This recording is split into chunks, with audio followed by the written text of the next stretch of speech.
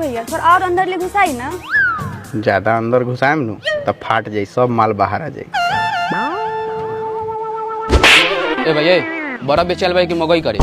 मौगई मौगई कथी के नहीं है रे? बतावा भैया, हमनी के 10-15 मिनट से खारा बानी, ओई बेर से एगो लड़की में लागल बसाला। हमनी के फ्री में खबो करे बर्फवा। फ्री में अपन लाड़ केहू के चटाइबे ना करी ले।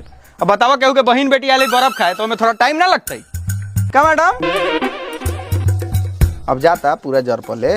सुन ना, ऐसा लात मारम कि गोल मुंह चूड़ा लेखन चाकर हो जाई, समझ ले। सुना ना, ई मुहवा खाइला पीला से गोल भेले, पिटाइला से ना। अपने नु कहा तारू जर पले मलाई भर तो टाइम ना लगी। रे दोगला के बच्चा, और कितना टाइम लगेबे? जल्दी से मलाई भर के दे, बच्चा सब हरता।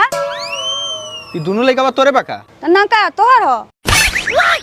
इतना करिया लइका हमर ना होई। धरी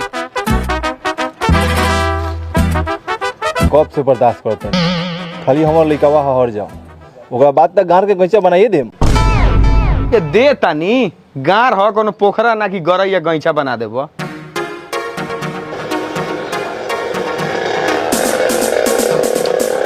बर्फ कैसे उड़े? 5 रुपए।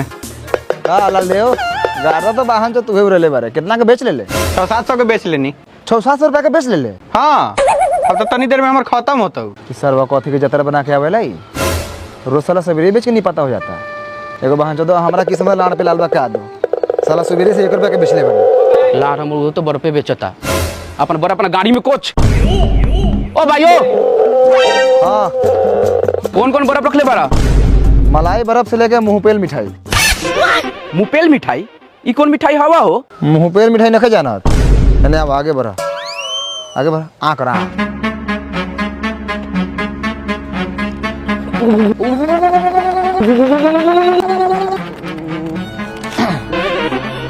एकरे के कहल जाला मुंहपेल मिठाई। ऐसे मुंह के भरपूर गंजाई होला, अब मजो आवेला। सही नाम मानो मुंहपेल मिठाई। सही में हो। ऐ पकना, सुन ना, दोगलाई मत कर, समझ ले। देखा तारे कि हम पहले से यहाँ बेचे तनी, तू लगले रुक के तहीं बेचे। है तू के लेखा बोला तारे लाल देव भाई, हम तोहर गाँव की थोड़ी बोला नहीं हुआ। ये अगला आदमी अपने रुका के आयल हो। तो तू जाना तारे कि हमर गाँव की एता खड़ा बा और रुकता तो रुक जेबे।